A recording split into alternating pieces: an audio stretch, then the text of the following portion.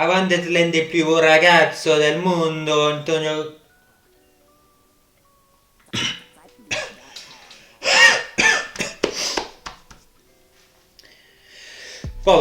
Pardon, excusez-moi, ça ne se reproduira plus. Donc, reprenons.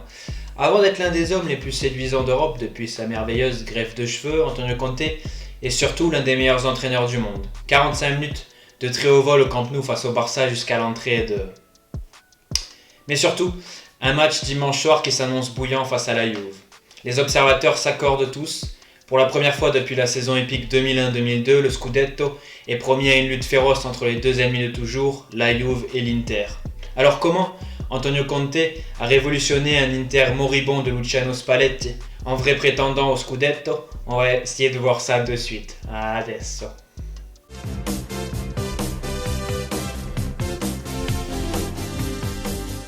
Petite interlude avant de rentrer dans le cœur de la vidéo, dans le cœur du sujet, comme j'ai pu le dire en introduction, c'est vrai, la rentrée du cocaïnomane chilien a fait basculer la rencontre mercredi face à l'Inter, mais elle n'a pas fait que basculer la rencontre, puisqu'elle a aussi fait basculer une nouvelle fois mon compte bancaire. Donc, comme vous le savez déjà, derrière votre écran se trouve une personne au chômage, mais se trouve également une personne addicte aux paris sportifs et amoureuse d'Arturo Vidal. Donc ce qui s'est passé évidemment, c'est que comme à chaque fois qu'Arturo Vidal rentre en jeu, il y a eu un dépôt qui a été fait sur des sites de paris en ligne, un billet sur un but d'Arturo Vidal et bien évidemment pas de but d'Arturo Vidal. Donc, si vous avez bon cœur, si vous avez un très grand cœur, que vous voulez soutenir une personne qui est en détresse psychologique, professionnelle, financière, abonnez-vous à la chaîne, c'est très important.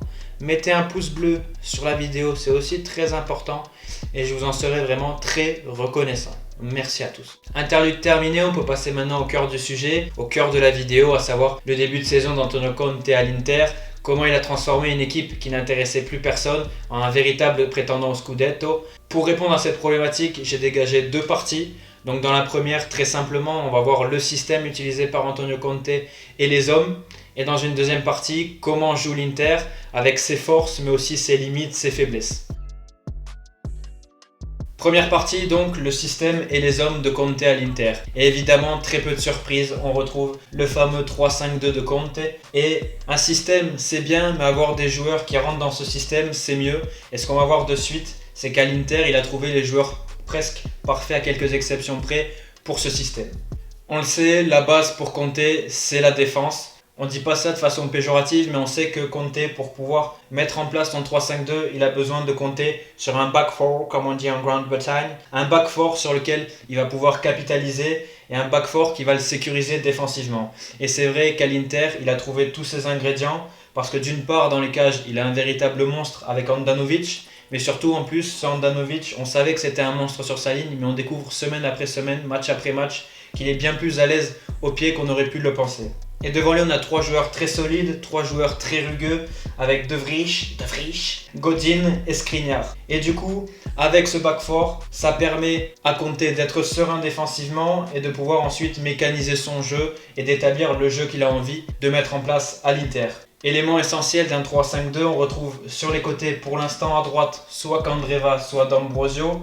Et on retrouve aussi Asamo à gauche. Ça, c'est un point qu'on abordera un peu plus tard dans la vidéo parce qu'ils font partie un peu, à l'heure actuelle, des limites de l'Inter. Mais ça, on en parlera plus tard. En pointe basse, on retrouve Marcelo Brozovic. Et Brozovic, c'est vraiment l'une des grandes révélations sous Conte. C'est-à-dire qu'il est en train d'éclore véritablement dans ce nouveau système parce que c'est vraiment un poste, même s'il y a déjà joué, qui lui convient parfaitement dans la mesure où il a toute la mobilité nécessaire pour assumer le rôle de pointe basse, mais il a aussi toutes les qualités dans l'orientation du jeu, dans l'intelligence de jeu et aussi dans les transmissions pour assumer ce rôle. Et à ses côtés, on retrouve, même s'il y a encore du turnover et pas encore de joueurs véritablement installés, on voit beaucoup de changements. Les deux postes, ils sont quand même programmés pour être destinés à Sensi à gauche et Barella à droite. Et c'est vraiment deux joueurs clés, deux joueurs au cœur du système de Conte parce qu'ils ont d'une part le volume de jeu nécessaire, mais aussi la qualité technique pour se projeter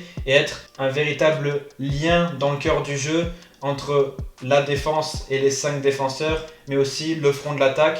Et c'est vrai que quand on voit Barella, quand on voit Sensi, ils ont parfaitement intégrer le rôle dans la mesure où c'est des joueurs qu'on va vraiment voir jouer sur toute la largeur.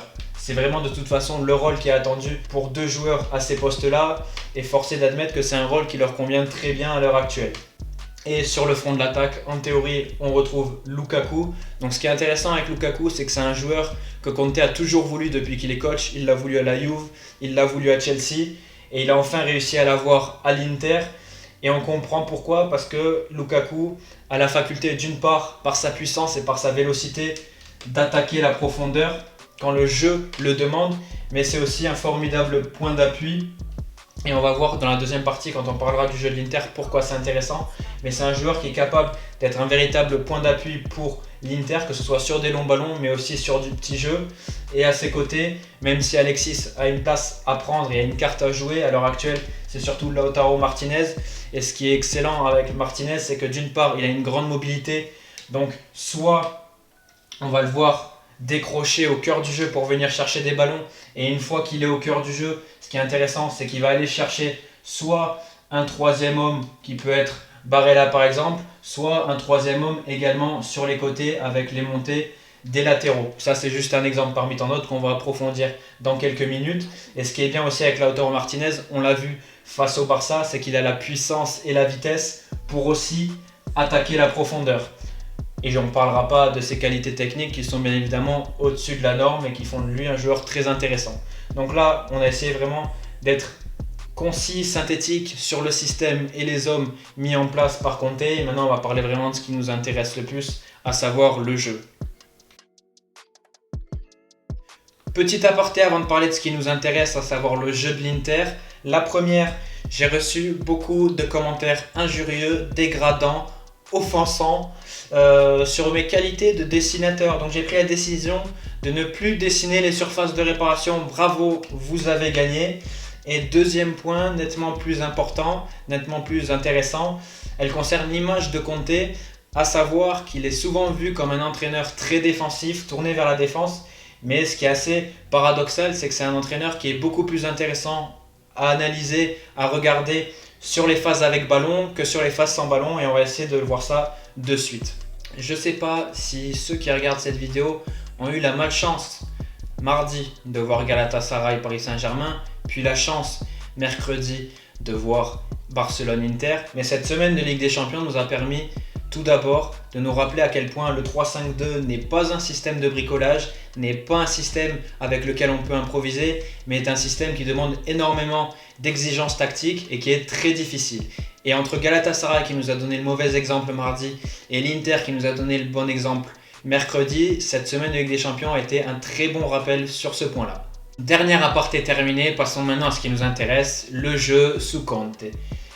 Et comment définir, comment caractériser l'Inter de Conte? Et moi, il y a un point qui me semble vraiment majeur, qui me semble fondamental, par lequel on peut définir cet Inter, c'est vraiment la recherche du troisième homme. Quand on regarde l'Inter, ce qui est intéressant, ce n'est pas se focaliser sur la personne qui a la balle, ce n'est pas se focaliser non plus sur une personne qui viendrait la chercher et la demander. Ce qui est vraiment intéressant, c'est de voir tous les mouvements qui gravitent autour de ces deux joueurs. C'est la meilleure définition pour moi pour définir le jeu de l'Inter. Et pour ça, je vais donner un exemple, une situation qui peut arriver lors d'un match de l'Inter. Imaginons Marcelo Brozovic a le ballon.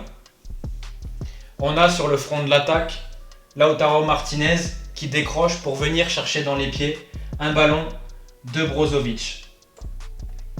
Lautaro Martinez décroche, Brozovic va chercher Lautaro Martinez. Et là, ce qui est intéressant, c'est qu'à partir du moment où Brozovic a eu le ballon au début de l'action, il y a déjà plein de mouvements qui se sont déclenchés. On a certainement eu déjà d'une part une montée d'Asamoah sur son couloir gauche. On a peut-être eu également une percée de Lukaku dans l'espace qu'aura libéré Lautaro Martinez dans son dos, ou on aura peut-être aussi sur l'aile droite une montée de Candreva ou d'Ambrosio. Et en fait, c'est là qu'est véritablement la différence entre ce qu'essaye de mettre en place l'Inter et ce qu'on peut voir dans beaucoup d'équipes, c'est que on a des joueurs qui enclenchent des mouvements, pas quand ils demandent la balle, pas quand ils viennent la chercher, mais déjà au tout début de l'action. Et ce qui est intéressant, c'est que dans cette configuration-là où Martinez vient chercher des ballons pour Brozovic, Martinez ne vient pas chercher des ballons pour son propre usage personnel, il vient chercher des ballons pour pouvoir faire briller ensuite un troisième homme. Là, on va prendre, dans ce cas-là, imaginons Candreva. Candreva, par son appel, parce qu'il aura commencé l'action au moment où Brozovic a eu l'action, il aura certainement déjà laissé son adversaire direct loin derrière, parce que l'adversaire direct, comme tous les joueurs adverses, il se sera focalisé sur le porteur du ballon et sur la personne qui vient la chercher. Et c'est ce qui donne un temps d'avance sur toutes les transitions, sur tout le jeu de l'Inter. C'est le mouvement perpétuel, le mouvement constant des joueurs, et c'est un mouvement que l'équipe adverse ne peut pas cadrer, ne peut pas toujours cadrer. Et là, dans cette configuration-là, Martinez fait office de point d'appui pour un troisième homme qui peut être Candreva. Candreva va se retrouver dans un espace inoccupé qui va pouvoir attaquer face au jeu, parce que c'est bien ça en fait. Le but du jeu de l'Inter, c'est d'aspirer les adversaires pour créer des espaces dans le dos qui vont profiter à des joueurs lancés qui vont se retrouver face au jeu. Ça, c'est vraiment le point le plus important. Et c'est pour ça que ça a très bien marché face au Barça, parce que le Barça a fait pour moi 2 erreurs. La première erreur, ça a été d'essayer de presser haut l'Inter. Alors, je ne dis pas que presser haut l'Inter est une mauvaise idée, mais quand tu es le Barça d'Ernesto Valverde, le dépressif accroupi qui ne travaille pas la semaine à l'entraînement, le pressing est forcément désorganisé, il n'est forcément pas structuré. Et du coup, on s'est retrouvé dans des situations où on avait Arthur, De Jong, Messi, Griezmann, Suarez qui essayaient de presser derrière les joueurs de l'Inter, sauf que ce pressing était désorganisé, et dans une situation où tu as ces 5 joueurs qui pressent, mais que tu as les 3 centraux, les 2 pistons sur les côtés, Samir Handanovic avec la balle et même Brozovic qui décroche, tu restes dans une configuration où tu es en supériorité numérique. Et comme l'équipe de Conte travaille les sorties de balles, travaille la semaine, contrairement à l'équipe de Valverde, c'est facile de trouver la solution parce que c'est des systèmes et des préceptes de jeu qui ont déjà été intégrés. Du coup, ce qui se passait, c'est qu'ils arrivaient à se sortir du pressing du Barça. Ils arrivaient donc à éliminer 5 joueurs sur des sorties de balles. Et ensuite, tu as des joueurs qui se projettent sur la phase offensive. Et tu peux te retrouver dans des situations balle au pied où tu es quasiment en supériorité numérique par rapport au Barça. Ça, c'est la première erreur. Et la deuxième erreur pour moi du Barça, ça a été d'essayer de suivre tous les décrochages des joueurs de l'Inter. Que ce soit les décrochages d'Alexis et Martinez, les décrochages de Sensi et Barella quand ils venaient chercher très bas. On l'a vu, Sensi, à chaque fois, il venait décrocher très bas. Et en une touche, il faisait la différence et transmettait la balle. Il avait attiré un joueur dans son dos, libéré des espaces, et c'est comme ça que l'Inter a progressé. On l'a vu aussi surtout avec Martinez et Alexis. Pourquoi ? Parce qu'on a eu beaucoup de décrochages d'Alexis qui étaient suivis par l'anglais. Les décrochages d'Alexis libéraient des espaces dans son dos, et dans son dos on avait donc des situations de 1 contre 1 entre un joueur comme Martinez qui est très rapide, on l'a vu sur le but, qui prend la profondeur, et un joueur comme Piqué qui l'est beaucoup moins.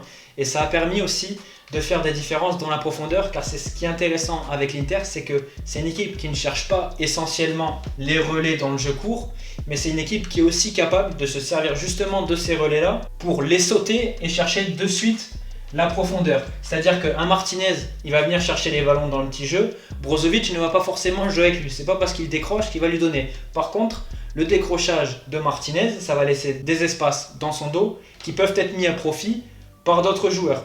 Et c'est aussi l'une des forces de l'Inter, c'est cette capacité à enchaîner du jeu court dans les petits espaces sur les décrochages, mais aussi chercher la profondeur. C'est quelque chose qui se fait aussi avec Lukaku lorsqu'il est titulaire, parce que Lukaku a cette capacité d'attaquer la profondeur grâce à sa vélocité et aussi grâce à sa puissance. Ça, c'est vraiment pour moi les points essentiels du jeu de l'Inter, à savoir la capacité de jouer dans la profondeur, comme je viens de le dire, mais surtout le but premier, aspirer l'équipe adverse sur les décrochages pour libérer des espaces dans le dos qui vont être mis à profit par d'autres joueurs. Et c'est ce qu'ils ont très bien fait face au Barça, parce que le Barça leur a donné toutes les cartes pour. Et le deuxième point pour moi, qui est très bien dans cette Inter-là, et qui va un peu me servir de parallèle par rapport à ce qu'a fait Galatasaray mardi, c'est le travail des 3 défenseurs centraux. À savoir que sur les phases où l'Inter a la balle et cherche à sortir de son camp, on va avoir des défenseurs centraux qui vont écarter très haut sur le terrain. Ils vont quasiment prendre la place des latéraux. Et du coup, ce placement-là, ça permet à l'Inter de gagner en verticalité dès les sorties de balle, dès la relance, et de permettre à son jeu d'être dans les meilleures conditions dès le début de l'action.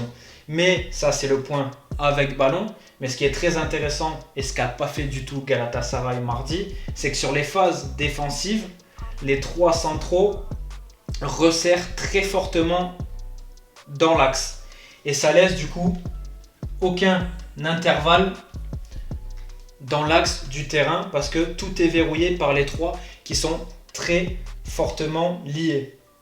Et comme je le disais, Galatasaray n'a pas du tout su faire ça parce que les trois centraux étaient beaucoup trop écartés dans l'axe et ça a libéré des espaces énormes, des intervalles de passes énormes dont le PSG a profité, comme on a pu le voir, sur le but. Donc ça, c'est vraiment le deuxième point pour moi qui est important, c'est la gestion défensive des trois centraux. Car on le rappelle, 3 centraux, c'est bien, c'est un défenseur en plus, mais quand c'est mal géré, c'est une chance individuelle de plus de commettre une erreur qui va mettre en danger ton équipe. Mais ce n'est pas du tout le cas avec la défense à 3 de Conte à l'Inter. Donc voilà pour moi quelles sont les forces principales de cet Inter, de ce 3-5-2 de Conte. On va passer maintenant aux limites du système pour moi de cet Inter là.